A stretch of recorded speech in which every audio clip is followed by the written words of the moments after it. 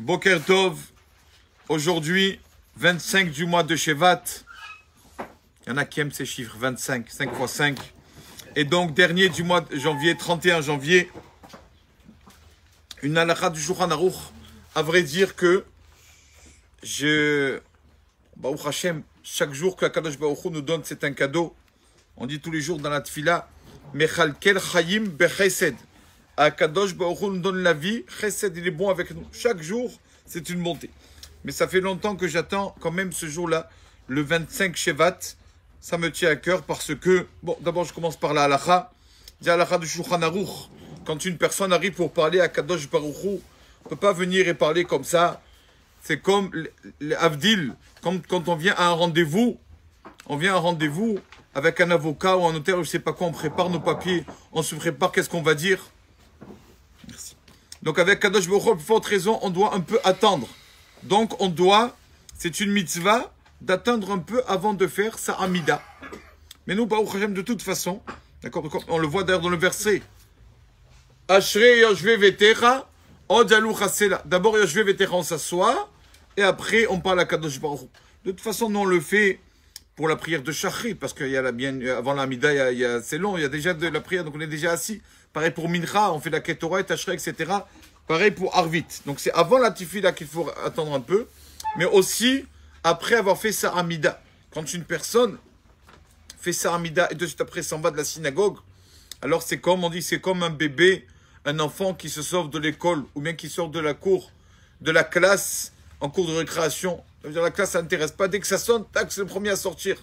Quand on finit la amida, et on s'en va vite comme ça montre qu'on dirait, allez, ça y est, j'ai fini, je m'en vais. C'est ça qu'on doit attendre un peu, après avoir fait sa amida. Pourquoi ce jour-là est tellement important? Tous les jours sont importants. Mais aujourd'hui, le 25 Shevat, c'est l'Eloula d'un tzaddik, que ce tzaddik-là, si on ne le connaît pas, vraiment, si on ne le connaît pas, on ne peut pas faire la volonté d'Hachem comme Kadosh Baruch Hu, comme sa vraie volonté. On peut connaître, etc., peut-être, si quelqu'un connaît la Torah, le Shas, etc., Shulchan Aruch. Mais il y a, avec la connaissance, avec la théorie, il y a aussi la pratique. Ce Rav-là, aujourd'hui, Saïloula s'appelle Rabbi Yisraël de Salante. On l'appelle Rabbi Yisraël Salanter, on l'appelle. Ce Rav-là, on l'appelle Meyaset Enoat Hamoussar. C'est lui qui a institué que dans toutes les yeshivot, non seulement dans les yeshivot, nous aussi, l'obligation, chaque personne du peuple d'Israël qui veut avancer dans la Torah et changer et s'améliorer, il est obligé d'étudier un peu de Moussar chaque jour, un peu de morale. Moussar, c'est la morale. C'est lui, Rabbi Israël de Salante, qui a institué ça. Et j'ai vu dans un livre qui dit qu'il n'y a jamais de hasard.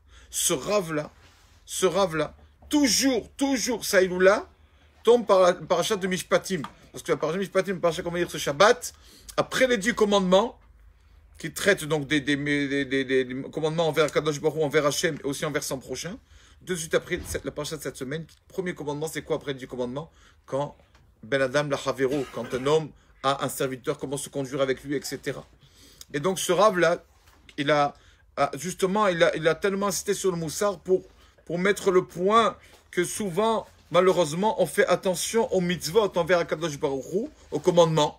Comment faire la tefila, comment faire la mida, comment mettre les tefilines, et comment je fais le birkat. Mais on oublie Ben Adam la Havero, les commandements qu'un homme a envers son prochain. Et Rabbi Israël de Salante, c'est l'exemple, c'est le modèle pour faire attention au kavod de son prochain. Je vais raconter quelques petites histoires sur ce tzaddik. Combien il nous a appris le moussar, combien c'est amène qu'on arrive à vraiment se conduire comme ce tzaddik. Comment a-t-il commencé? Comment a-t-il décidé qu'il fallait obligatoirement étudier le moussar, la morale? Comment? Pourquoi il est arrivé à cette conclusion? On n'a qu'à étudier que l'Akbara, que le Shulchan Aruch. Pourquoi du moussar, de la morale? Et il a commencé je pense, peut-être j'ai déjà raconté cette histoire, quand il a vu qu'il y avait dans sa ville 2 cordonniers. Et un des 2 cordonniers a gagné au loto. Donc, Baruch Hashem, un jour, il est devenu riche. Et le cordonnier pauvre, le deuxième, était bien sûr jaloux. Et donc, comme celui qui est devenu riche, Baruch Hashem a avancé. C'est pas le même statut maintenant. Il est habité dans les beaux arrondissements, etc. Et donc, arrive le mariage de la fille de ce cordonnier qui est devenu riche avec la fille d'un grand rave. Son fils avec la fille d'un grand rave. Et le cordonnier pauvre qui était jaloux. Je dis, pourquoi? Pourquoi lui, on était comme ça, pareil, cordonnier, d'un coup, lui, comme ça, il a avancé. Tellement qu'il était jaloux, il voulait le rabaisser. Et il est allé le voir le jour du mariage, en dessous la roupa. Il va voir le cordonnier riche, le père du khatan. Il lui dit, dis-moi, j'ai une chaussure à réparer là, tu peux me la réparer? Il lui a rappelé qu'il était cordonnier. Dès que celui-là, le père du khatan a entendu ça, ça l'a tellement fait de la peine, la honte devant tout le monde, la roupa. On lui rappelle son passé qu'il était cordonnier, qu'il est tombé sur place, chez Vetzmochi, il est mort sur place, crise cardiaque. Rabbi Israël de Salante a vu ça, a dit, un homme, il a dit comme ça, un homme, en fait, un homme avec son caractère peut se conduire comme une bête. Voilà, juste pour abaisser son prochain, il est allé, il est mort à cause de ça. Il a dit, ça y est. Là, il faut, là, on est en urgence, il faut faire attention, commencer à étudier le moussard. Et donc, c'est là qu'il a dit qu'un homme qui n'étudie pas le moussard, la morale, se conduit comme une bête. Si on n'a pas le moral qui nous calme un peu, de ne pas s'énerver, de ne pas s'enorgueillir et tout ça, alors on est comme les bêtes, il n'y a pas aucune différence. Donc c'est lui vraiment qui nous aide, qui nous montre toujours, qui a montré, toujours quand on parle de lui, on parle de ça. Il y a Ben Adam Lamakom, les mitzvot envers Akadosh Baruch Hu, c'est vrai. Chas v'shalom, il n'y a pas une qui est plus importante que l'autre, c'est tout pareil. Mais ne pas oublier à côté de cela, Ben Adam Lachavero, un homme envers les autres, comment on se conduit. On a tendance, pour faire des fois des mitzvot, à blesser les autres ou à vexer, etc. Alors que ce n'était pas ça du tout la Torah. La Torah dit ça va ensemble. Le kavod d'Akadosh Baruch Hu, le kavod des briodes des créatures, ça va ensemble. Souvent, malheureusement, on croit bien faire. Et à cause de la Torah, alors non, je ne mange pas chez toi à cause de ça, je ne mange pas chez lui. On vexe la personne, on blesse. Alors que de blesser, c'est aussi dans la Torah, c'est un interdit dans la Torah aussi de blesser ou de faire de la peine à une personne. Donc on doit vraiment savoir comment se conduire. Il y a plusieurs histoires de ce tzaddik. Déjà, sur le bitachon, bien sûr, sur la confiance en Kadosh Baruch Hu. Et venu un monsieur lui a dit, Rabbi, j'ai la confiance en Kadosh Baruch Hu, mais j'ai pas l'argent. J'ai pas d'argent. Alors il dit, bon, il faut que tu fasses quelque chose pour gagner de l'argent. Qu'est-ce qu'il a fait, lui? Il a acheté un ticket de tombola. Rabbi, il a acheté un ticket de tombola. Le Rav lui a dit, si tu as confiance en Kadosh Baruch Hu, vraiment, de tout ton cœur, hein, que tu vas gagner, avec ce ticket de tombola, tu vas gagner. Rabbi, j'ai confiance. Je promets que j'ai confiance. D'accord, ça va. Le Rav le laisse partir. Qu'est-ce qu'il fait, le Rav? Il demande à son élève, va voir ce monsieur. Ce monsieur qui est sorti avec le ticket de tombola va lui dire s'il peut te vendre son billet à 10 000 euros. S'il peut son ticket de tombola, s'il est prêt à te le vendre. Donc lui, l'élève du Rav va le voir, ce monsieur, il dit, vous avez un ticket de tombola? Il dit, oui. Tombola, c'est sur combien? Il dit, sur 2 millions d'euros. Bah, alors, est-ce que vous êtes prêt à le vendre, ce ticket, à 10 000 euros? Il réfléchit, il lui dit, ouais, 10 000 euros, je te le vends. Je te le vends. Alors, il revient voir le Rav, lui dit, tu vois, si tu avais vraiment la confiance en scène que tu vas gagner les 2 millions, tu vas le vendre à 10 000 euros le billet. Si tu étais prêt à le vendre à 10 000 euros, c'est que tu n'as pas de confiance entière en Kadosh Baruch Hu. Il dit, tu crois, on dit avoir confiance, mais on n'a pas assez de bitachon, on n'en a pas. Comme ça, il lui a dit. Plusieurs histoires.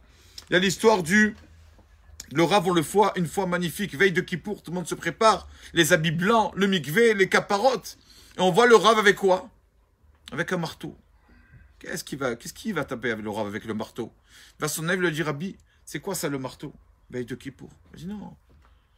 Et il voyait le Rav qui tournait dans les synagogues avec le marteau. Il dit, le Rav, il cherche quelqu'un pour le frapper ou quoi? Rabbi, qu'est-ce qu'il se passe? Il dit non. Je rentre dans les synagogues et les chaises de la communauté, peut-être sont un peu bancales ou quoi. Les personnes vont s'asseoir toute la journée. La chaise ne peut pas être confortable. Donc, qu'est-ce que je fais? Je vois les pieds des chaises, je les renforce un peu avec mon marteau pour que le peuple d'Israël puisse prier comme il se doit le jour de Kippour. Alors, son élève qui écrit ça, il dit, regardez ce que c'est. La veille de Kippour, encore le Rav, il pense aux autres.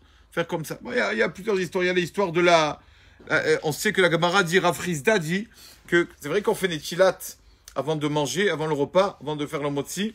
3 fois sur la main droite, 3 fois sur la main gauche. Mais on a vu le Gemara Frisda qui dit, Frisda disait, moi, je me lavais les mains avec abondance. Comme ça, j'avais toujours l'abondance à table. C'est connu. C'est ça qu'il y en a qui ajoutent 3 fois, il y en a qui ajoutent encore une fois sur les 2 mains. Quand on se lave les mains avec abondance, on aura l'abondance à table. C'est une bonne chose. Et le Rav, ils l'ont dit, Rabbi, il a fait Netilat, il a fait vraiment Betim Tsum, vraiment 3, c'est tout. Rabbi, faites comme ça, par là, ça. Faites, allez-y, Rabbi, versez plus d'eau, Rabbeinu. Pourquoi vous ne versez pas plus d'eau? Et le Rav dit, c'est vrai. Je peux verser plus d'eau. Mais j'ai vu J'ai vu que c'est la pauvre, la servante, la femme de ménage qui épuise l'eau du puits et qui amène l'eau dans des seaux à la maison, la pauvre. Donc si je me lave les mains abondamment, la pauvre, elle doit encore repartir plus vite au puits et lever. À quoi ça sert? Je vais faire la mitzvah sur le compte de la femme de ménage, sur le compte de la servante. Ça, c'est n'importe quoi. C'est pour ça qu'il n'a pas voulu faire le... Il a aussi montré, il y a une personne qui, une fois qu'il a méprisé devant tout le monde. Il ne savait pas que c'était le Rav. Donc il a méprisé. Le mal parlé devant tout le monde. Après, le Rav est venu le voir. Donc ce monsieur a demandé pardon, bien sûr. Et le Rav lui demande, s'il te plaît, je veux te rendre un service. Je veux te rendre un service. Il dit, Rabbi, déjà, je vous ai offensé devant toute la communauté. Déjà, vous me pardonnez. Vous voulez me rendre un service? Alors, Rav lui a dit une règle de Moussar tellement belle. Il lui a dit, quand une personne a une rancune, une pensée de rancune envers quelqu'un, pour enlever cette pensée, il faut passer à l'acte. L'enlever dans la pensée, ça ne suffit pas. Il faut faire une action qui effacera cette pensée, cette rancune. Quand envers quelqu'un on a eu un différend ou quoi, après se dire pardon, oui. Mais après, il faut passer faire quelque chose pour complètement enlever la rancune. Il m'a dit, le Rav, je veux te rendre quelque chose, je veux complètement te pardonner. On a vu avec Yosef Hatzadik. Qui est le frère de Yosef Hatzadik qui a dit on va mettre Yosef dans le puits? C'est son frère Shimon. C'est lui qui a commencé le complot, on va mettre Yosef, on le tue, etc. dans le puits. Et donc, après cela, Yosef Hatzadik est en prison, Shimon Hatzadik, son frère Simon. Et quand les frères repartent, il le sort, il le lave, il lui donne à manger, à boire, etc. Son frère, pourquoi? Justement pour ça. Comme c'est lui qui avait comploté contre Yosef. Yosef, bien sûr qu'il lui a pardonné, mais il fallait lui pardonner avec une action, pour montrer vraiment qu'il n'y a plus de rancune. Donc Yosef était prêt à justement, elle fait tout ça pour montrer à son frère qu'il pardonne. Il y a plusieurs histoires. Il y a l'histoire aussi de ça, qu'un matin il arrivait tard à la synagogue. Impossible, Rabbeinu, qu'est-ce qui vous arrive? Tout va bien? Vous êtes arrivé en retard à la synagogue, c'est pas normal.